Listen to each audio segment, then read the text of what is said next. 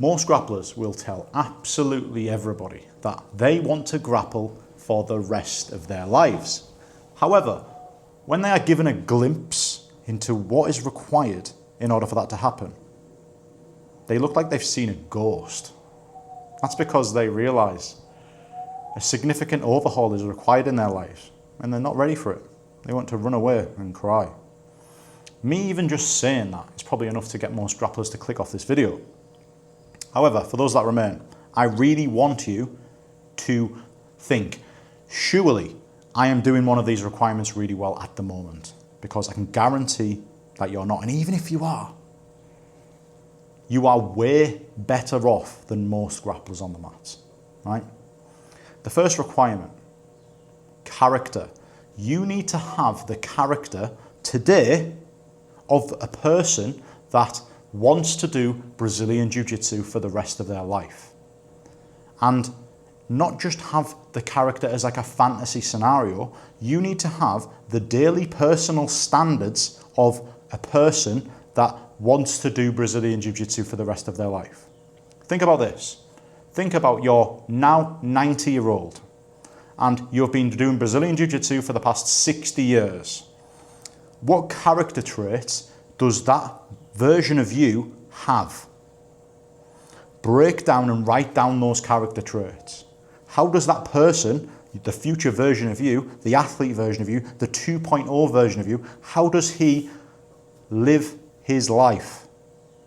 How does he handle adversity when it comes up? Be that man today and the results will become inevitable. Hopefully you understand that. Before I get into requirement number 2, you're probably thinking, who the fucking hell is this absolute lunatic? For those that are new to the channel, my name is Paul Green. I have trained thousands of elite soldiers over the past decade when I served in the British Parachute Regiment.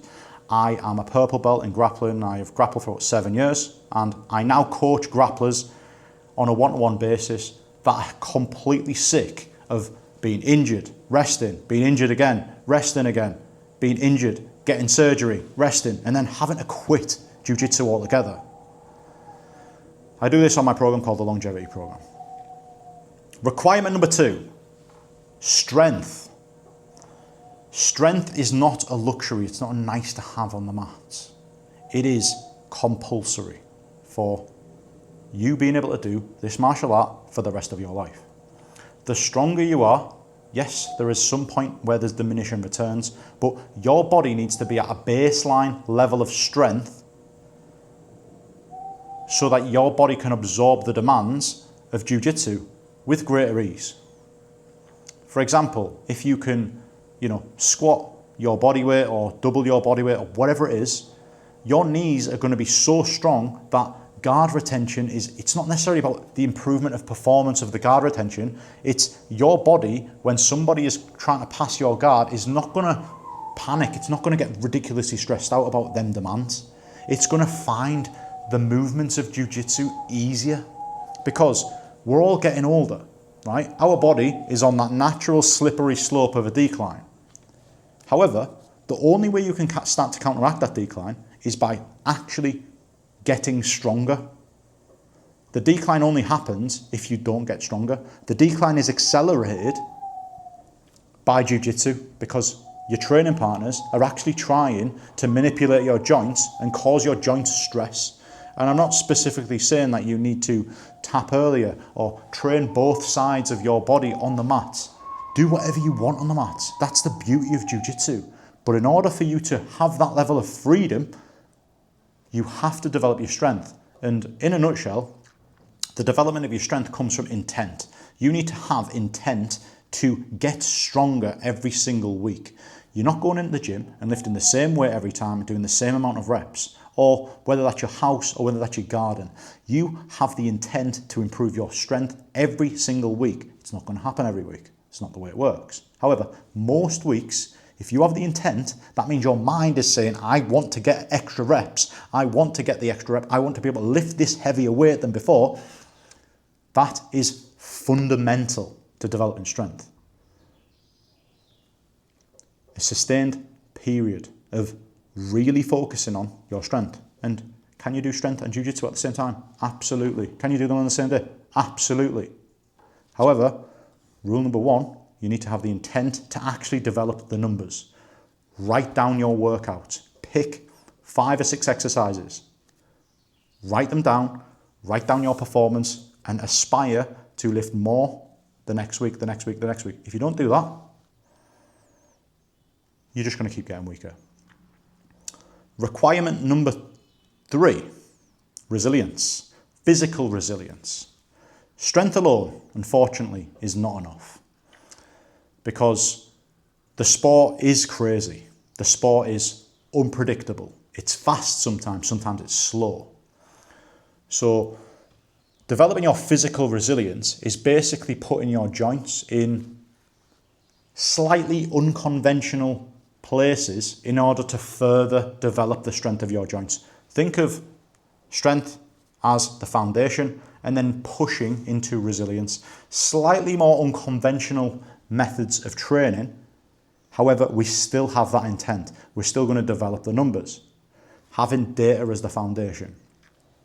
What this does is it takes the likelihood of injury from, being still pretty significant to as low as it possibly could be. And in a nutshell, what this actually looks like is a little bit more athletic movements, a little bit more, some more movements that are faster and more explosive. Hopefully you understand the difference, because most people that have no training experience go straight into training resilience methods, or trying to develop, not necessarily trying to develop their resilience consciously because they don't know how it actually trains their resilience. Most people go into the fun stuff. Resilience could be seen as the fun stuff. However, they're trying to develop their physical resilience without doing the strength, without doing the character stuff.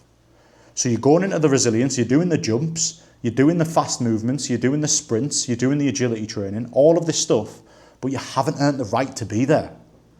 Hence, it's going to even more accelerate your demise, especially in your knees, on the mats and off the mats. Like, for example, CrossFit is a perfect example of this. A typical CrossFit WOD, where you're jumping all over the place, may tick the box of a physical resilience developing session. However, you haven't got the underlying strength to even do that shit. So get the strength, progress the strength, because strength alone is not enough. Shenanigans after the strength is a great thing. However, it needs to be structured and it needs to be consistent, but more importantly, it needs to have the intent where you develop the numbers. That's requirement number 3. Requirement number 4. Before I get into requirement number 4, I'm just going to talk about how you're going to feel after each of them requirements. After requirement number 1, the character, the personal standards, you're going to feel aligned. You're going to feel like you're doing it for the first time. You're doing it right for the first time in ages. You're going to feel amazing. You're going to have higher energy, better ability to manage stress. You're going to understand what is required to become the man that you want to become the grappler that you want to become, the black belt that you want to become. It's not just about achieving the black belt. It's about what kind of black belt are you going to be? Do you know what I mean? And that daily alignment is going to feel fucking great. The second requirement, strength. Your joints are going to start to feel pretty good in most areas, on the mat and off the mat. I'm not going to sit here and say, after a prolonged strength block, it's going to feel, no, it's not like that. But most places, yes. And this is why the resilience is so important. The third requirement, resilience, your joints are going to feel unbelievable everywhere because you've progressed strength. Strength is slow, right? You've progressed the resilience into a little bit more faster stuff. And then when you have all of that confidence in your body's physical strength, physical resilience, you'll be like a loaded gun, ready to just absolutely coil. And you're going to literally, like a spring, and you just want to go crazy and explore all of this new superpowers, because you're going to be doing stuff. You're going to be doing stuff with less hesitation. So the next phase, the next requirement is have a sustained period developing your athleticism, specifically your VO2 max and your stroke volume, so high-end cardiovascular training and other fast movements in the gym.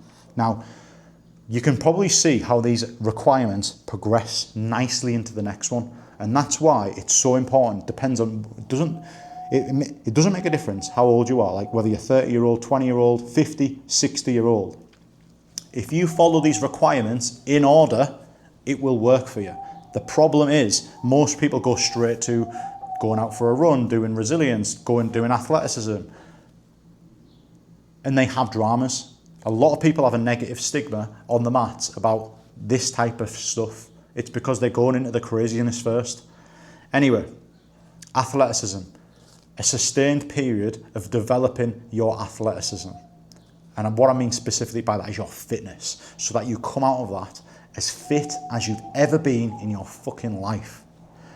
That's requirement number 4. Basically, using the no hesitation, the ultimate confidence you've got in your body's joints and pushing it like an absolute crazy. That could be on the mats, turning up to every comp class and pushing the speed. But it's developing your cardiac output and your VO2 max off the mats. The last one, having the belief that you are physically ready for anything. And what I mean by this is you've went through these requirements, you have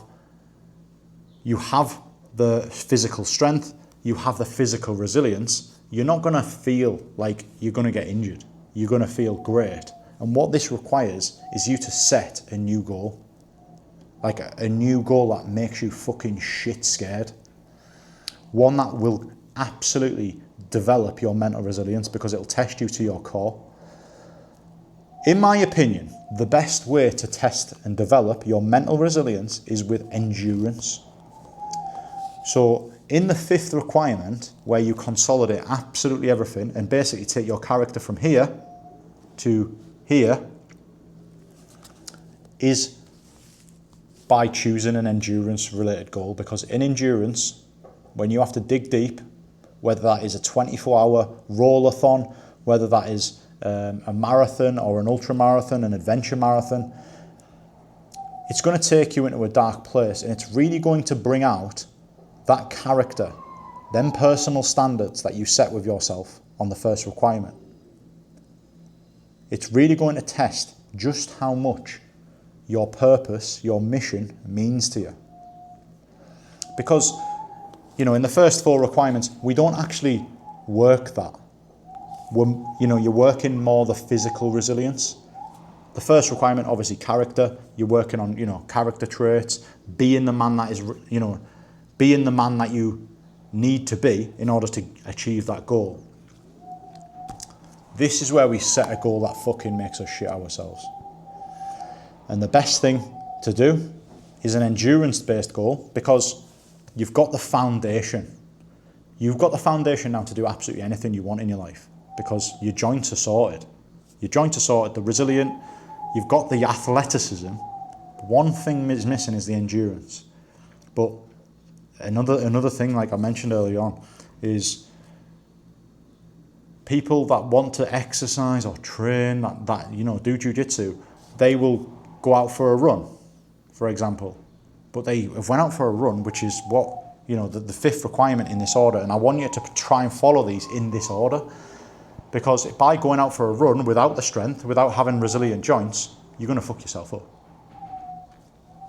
So, becoming ready for anything. And at the end of a phase where you focus on endurance, you develop your mental resilience. So off the back of that, you now can sit there and reflect, okay, I am strong, my joints are resilient, I know how to become an absolute athlete and the fittest version of myself, and I now know how to train my mind. They are the 5 requirements, gentlemen. If you made it this far in the video, thank you very much for watching. Them 5 steps are the 5 phases of the longevity program. If you're interested in working with me on the longevity program, the link is in the description. If not, I'll see you tomorrow.